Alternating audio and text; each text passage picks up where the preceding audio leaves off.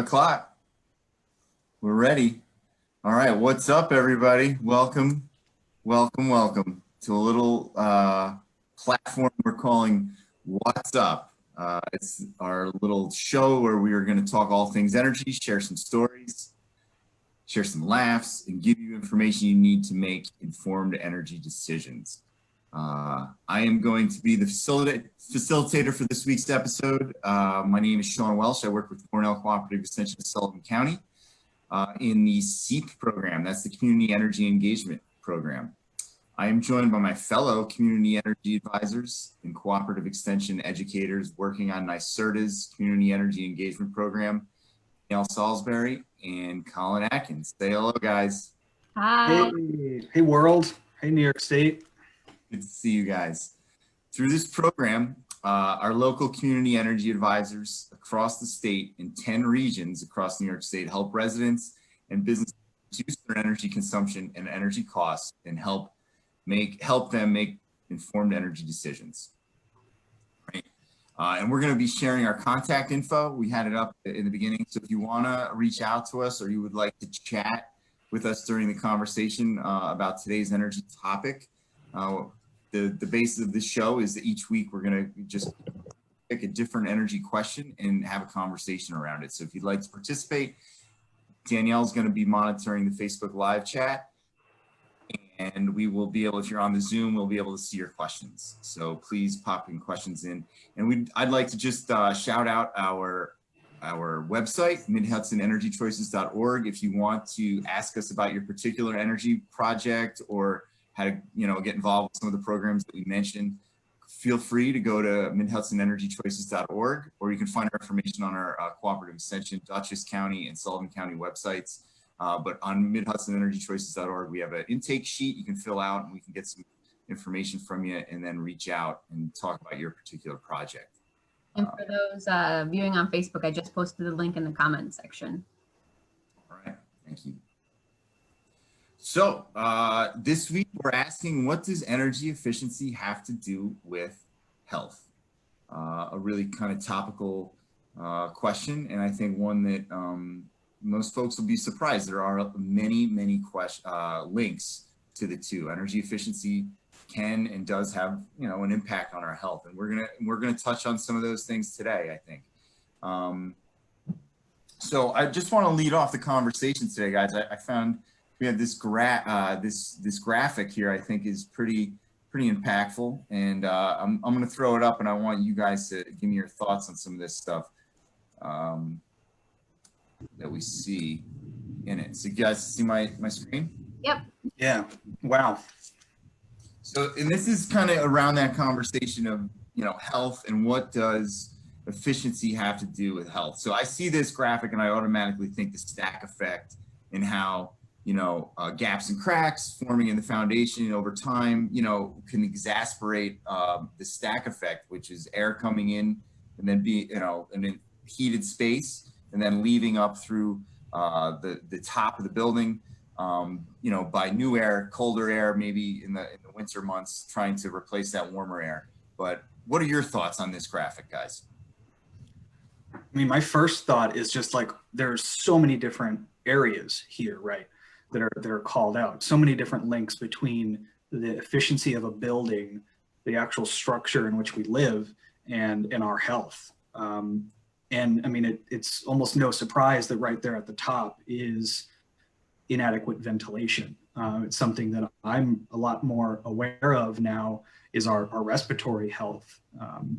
Especially over the last couple of weeks, I'm much more aware about this. So I've been home more often, started to look for where some of these areas that indoor and outdoor air pollution could be cropping up in my living situation. And it's led me to some interesting discoveries about my own air filters, which I'll share here this afternoon with everybody. Okay. Yeah, and as I look at this, it all makes sense to me. I mean, the dots are easily connected, and in my mind, I'm just comparing it to my own living situation. And inadequate ventilation, yeah, I don't even have a ventilation system in my apartment. I mean, it's a 2-room cabin with a bathroom, but there's my only ventilation system is my windows. So I completely agree with this. I mean, without adequate ventilation, I've definitely noticed that the moisture buildup, especially in my bathroom, and some mold as well, unfortunately, because in the winter months, I do have a window in my bathroom, but in the winter months, I keep it closed because it's so cold. So a couple months ago, I did notice that my ceiling had some mold on it because I didn't have proper ventilation. Not to mention, Danielle, how all that cold air around your little cabin there that you're in is making that moisture condensate and condense in areas that it might not normally be condensing in the drier months. Yeah. Yeah. No, very good points. Anywhere we can ventilate, extremely important. So when we talk about our efficiency programs, some of the programs that we work with NYSERDA, assisted home performance, the audit programs, and Empower New York, a lot of our professionals that go in and do the work are going to really think about if you're going to insulate, you have to ventilate. Is one of the phrases that I hear a lot from our contractors. So I think looking at this, some of the important areas that pop into my mind are those, places you're going to cook. Right. And those places that you're going to take hot showers, your bathrooms. Right. If you're going to condensate water, you got to get it out of the building. Otherwise, it could do things like settle in your walls, lead to mold and moisture, mildew kind of build up. And that can have a detrimental effect on our health, So, I think it's very important to keep the ventilation in mind. It definitely is. I mean, all the research and the evidence is out there. And one thing I'm missing that I'm seeing on this graphic, I do actually have a gas stove too. And again, no ventilation. I mean, luckily it's next to a window. So in the nicer months, I can just prop that window open, no problem. But in the winter, yeah, I notice that there's no ventilation system. Wow. And that's not good. I would try to look into, what remedies could be made to get some kind of ventilation system going there for you. Cause you don't want to take a lot of risks when it comes to combusting, fossil fuels. Combustible materials inside the home create carbon monoxide as a byproduct. And it's really important that all that get vented out. Cause if it's not combusting right, that's what really leads to some serious health implications from combusting those things. And that can happen with a broken down heater or boiler that's combusting fossil fuels, or just a stove that might not be heating properly. Yeah, we have a lot. Go ahead, Danielle. I was gonna say, luckily I do have a carbon monoxide detector with my smoke detector and it works. Just set off my smoke detector a couple nights ago. But yeah, so I definitely keep that in mind as well. And at least I have that, but I agree, I should be looking for other ways. It's good to make sure those are working. Exactly. Yeah. As you were testing. Carbon monoxide detectors are huge, especially, in basements too, where you have a lot of your furnace, these combustion appliances live, your water heater, you should make sure they're operational, as well as close to your, where you're going to cook. We have a lot of folks in the Mid-Hudson Valley with propane and natural gas, and, it's important to make sure that areas are ventilated properly. But some of the other things that come to mind in here, and some of the benefits of efficiency programs, you can limit a lot of this. You can streamline, some of the negative effects that a poorly ventilated house, an inefficient house would have. I've lived in a house where there's uneven temperatures from heating and cooling, throughout the year. So adding insulation and then making sure it's properly ventilated can make sure it's in the summer, it doesn't get to be 115 degrees in your upstairs, spaces. And I think one of the best benefits to the efficiency programs is cutting down on pests coming into the home. That could be done by air sealing properly. You can really close up a lot of holes where these critters come through, and a lot of these little bugs and different visitors that tend to come in the spring, and then again when it's getting cold in the fall. One last thing I noticed, Sean, as you were talking, is just like as all these things add up, and the possible health effects from living in poor housing conditions is the actual cost it wreaks on your life and your medical costs over your whole life. And I think about, you know, that number versus the number it would take to fix some of these things. It's like very far apart. You know, the low or no cost solutions you can do to help air seal and prevent some of these things from becoming a runaway train right from the get-go. Yeah, and I think I think a lot of these different health concerns can be addressed through efficiency programs. People would be surprised about how much cleaner their indoor air quality could become. So, you know, if you see any of these things and you're out there and you're listening to us and you see some of this inadequate, you know, things in your own home, feel free to go to midhudsonenergychoices.org and fill out that intake sheet. Please give us a call. Anything else on this graphic that you guys notice? Well, so one of the low and no cost things that kind of reminded me of this was that air filter issue that I discovered since I've been home. And Yeah. I quickly, you know, get rid of my background here. Everyone can see my room here.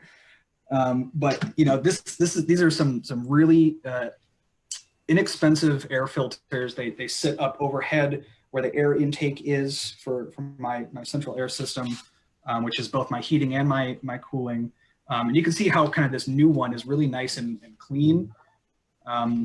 Yeah. And I want to show everybody what my old air filter that I discovered hadn't been changed in quite some time looks like.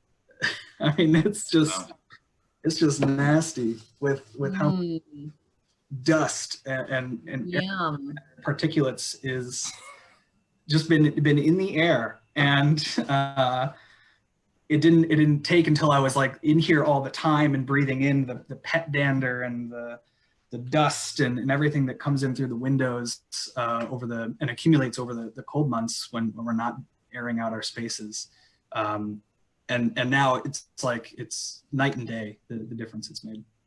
So that's from your central heating. Yes, forced air heating system. and cooling at my place.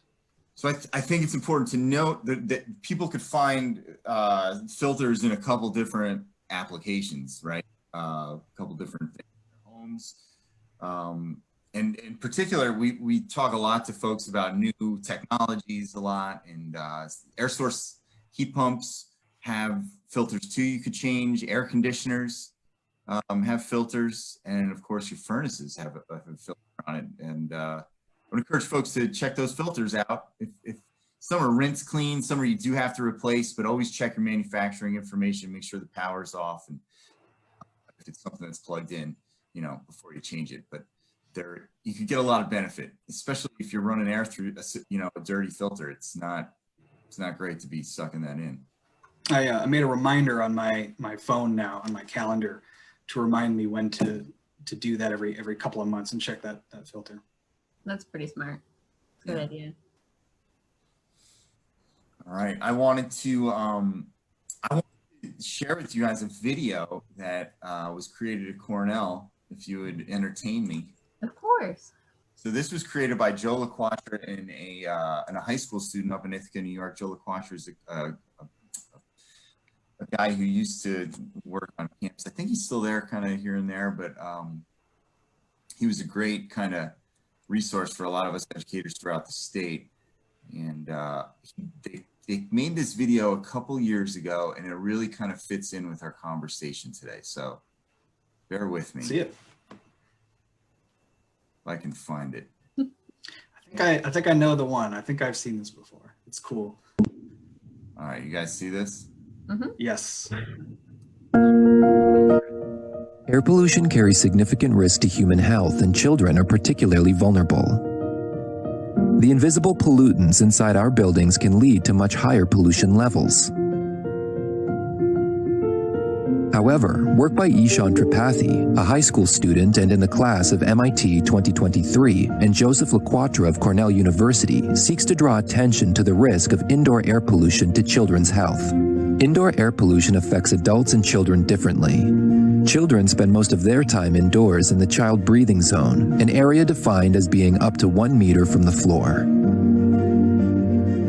This means that seemingly harmless activities in the home, such as laying carpets or painting rooms, can have a different impact on children and thus cause serious health issues. Current ventilation systems work on the assumption of equal distribution of pollutants. Through their research, Tripathi and LaQuatra have shown that different pollutants can occur in different layers in the air. They also found that when pollutants such as dust are disturbed, they can be resuspended in the air. The health problems caused by indoor air pollution are severe, but also avoidable. One of the best methods of prevention is proper ventilation. When combined with greater awareness and understanding of the risks, these simple measures are sufficient enough to help reduce risk to children of exposure to indoor air pollutants.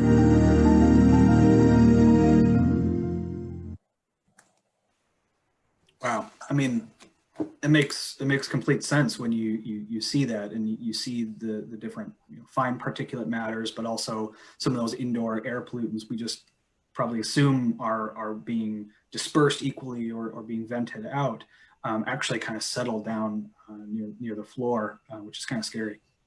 Yeah, I mean, it's not something you think about constantly because you can't see it. And if, it's not something I think about, at least in my day-to-day life anyway. So when you actually can visualize those little particles like that in the video, I think it's really helpful. Now think about the dog who rolls around on the floor every day, stirring stuff up.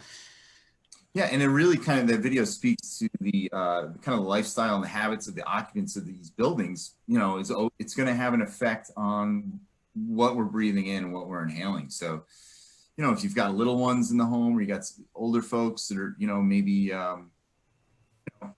kind of have some kind of, issue, respiratory or otherwise, there's reasons to look into ventilation and efficiency, making things a little safer for all. It really does bring it home for me to, the win-win you can get from doing some basic energy efficiency upgrades. Things that, I started doing, looking at my air filters to, make sure I'm not wasting money and to save a little bit here and there, is really going to have this extra benefit to my health and everyone who lives here and stays here. Agreed. It's, and if you have pets, if you have carpets, you got to kind of consider cleaning them or more and being kind of just a little more diligent.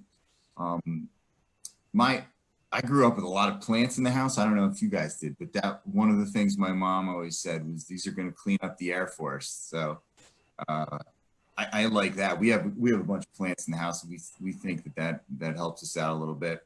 I definitely think that certain plants for sure do help with air quality. But I don't think that it would necessarily replace having an air filter, something like that. No. And I mean, an air filter in a properly ventilated space is good, but yeah, plants make you happy too. Yeah, exactly. I think too, one thing that we haven't kind of in the video, I don't think touched on either, but is humidity. Humidity control in the house. So if you're living in an unventilated space, or you have an inefficient home, you might kind of run into a lot of humidity in that home. I have a lot of humidity in my home in the summer. My floor actually sweats. Wow. So, yeah, it's actually it can be kind of dangerous. I've slipped on it, luckily not fallen, but the entire, because my entire kitchen, living room area is all tile. And it just, on humid days, it just sweats. It's not fun. Wow. Well, there might be some insulation stuff to look at there. We notice these little things, like maybe some sneezing or some condensation where we don't normally see it, that can be clues to a bigger issue. like insulation. So Danielle, maybe we should come take a look at what's underneath there and see if it's insulated properly. You have to talk with my landlords first, but maybe. Well, yeah, I mean, that's probably an indicator that you could use some insulation, probably some ventilation too. Mhm. Humidity controls, you could add a humidifier, I guess, and a Yep. dehumidifier and dehumidify a little, but Yeah, we've talked about that. But it really only happens, well, I guess I don't remember because it usually happens in the summer. It only happens a couple times, maybe like once a month, maybe once or twice a month. So they talked about getting me a dehumidifier, and I was like, yeah, I don't think that's necessary, but maybe it is. I don't know. Well, we want to consider the source too. Right, exactly. I'm treating the symptom. Experience to yours, Danielle, when I was living in an old apartment, and I would bring these issues to my landlord, and he would offer, like an extra fan or something to blow the air around, or, and like, you just know that's not gonna solve it. It's still gonna be there. I at the time didn't really realize a lot of the resources that could have been available to help me with those.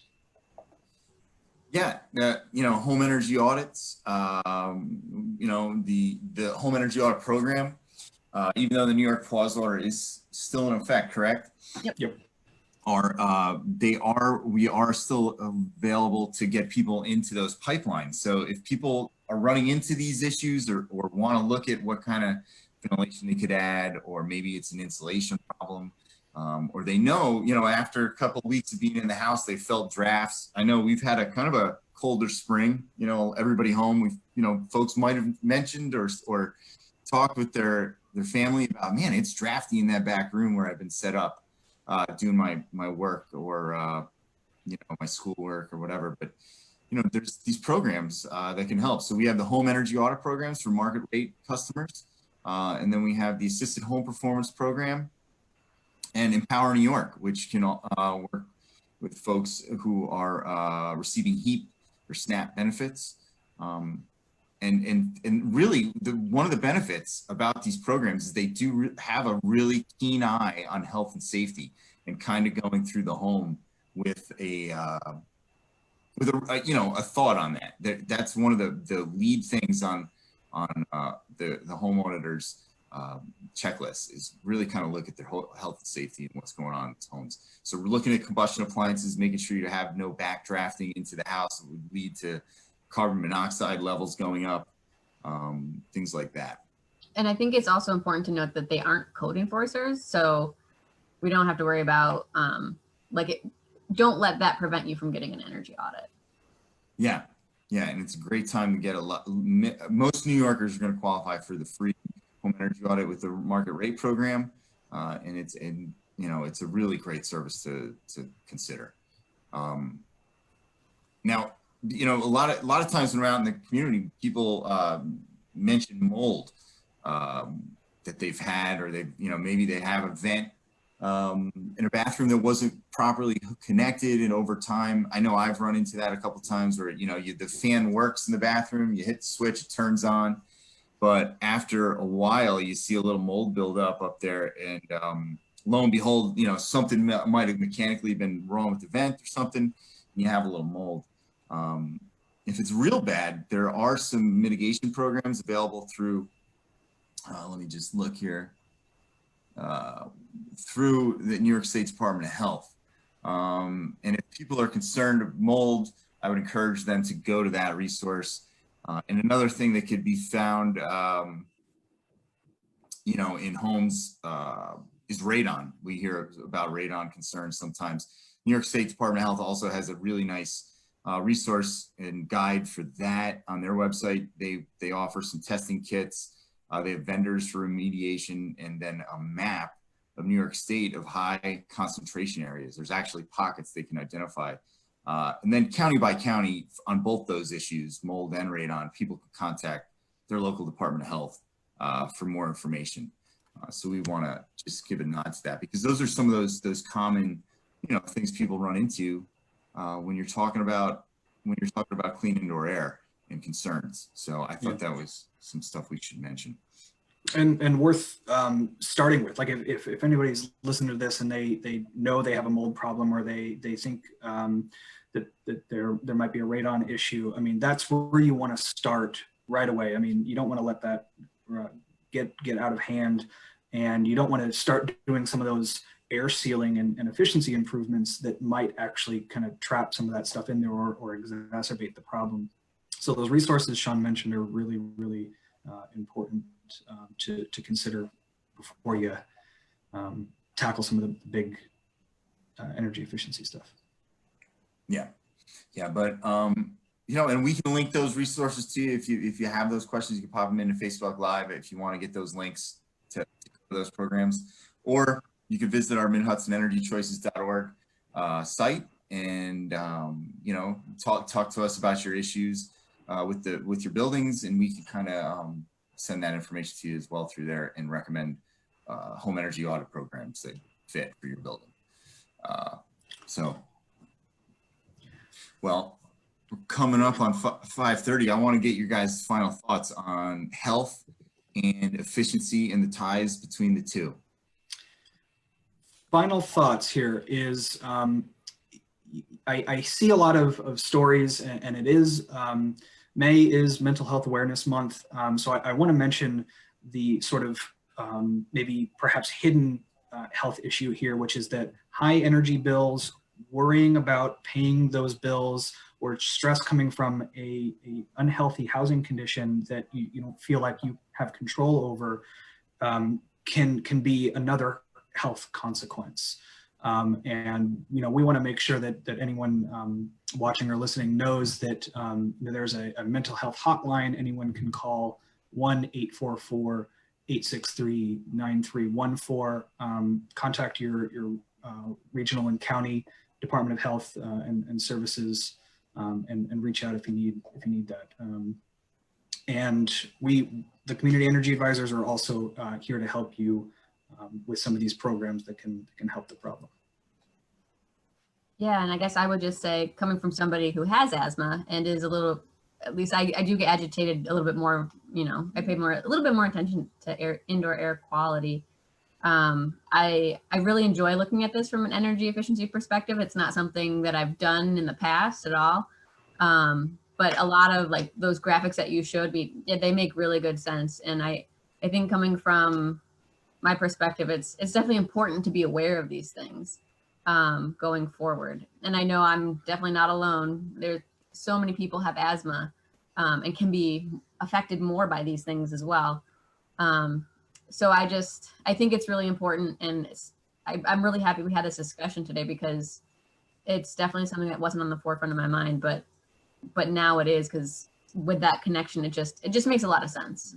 And I'll have to have a nice little chat with my landlords about maybe how we can spruce up my place. There you go. Well, and a lot of people are spending more time indoors over the last couple of months. Now it's getting nice out. We can get outside. But, you know, not everybody's in the same boat with healthy indoor air and efficient homes. So we want folks to know there are programs to help. We have Empower New York. I want to mention again, HEAP SNAP eligible participants can get involved with Empower New York. If you're just above that threshold that kind of limits you from getting HEAP or SNAP assistance, we have the Assisted Home Performance with Energy Star program, kind of that next income tier up from HEAP and SNAP, which can perform the audit and kind of get the same thing with Empower. They can come in and look at those health and safety concerns. If you do qualify for Empower, you know, you can also get weatherization assistance. So weatherization can come in and also get involved with your building. But for everybody that's kind of market rate and doesn't qualify for either of those programs, there's also home energy audit programs that are available statewide. And then you can have these, our audit professionals come in and do some work once the pause New York order is lifted. But right now, if people are interested in those programs, all they got to do is reach out to us via our Cornell Cooperative Extension Dutchess County, Cornell Cooperative Extension Sullivan County sites, or they can go to MidHudsonEnergyChoices.org, fill out our intake sheet, and all of us. We would love to hear from you, and we can link you into some programs that can help with your health and your clean indoor air. and make your buildings efficient so you save some money and conserve some energy.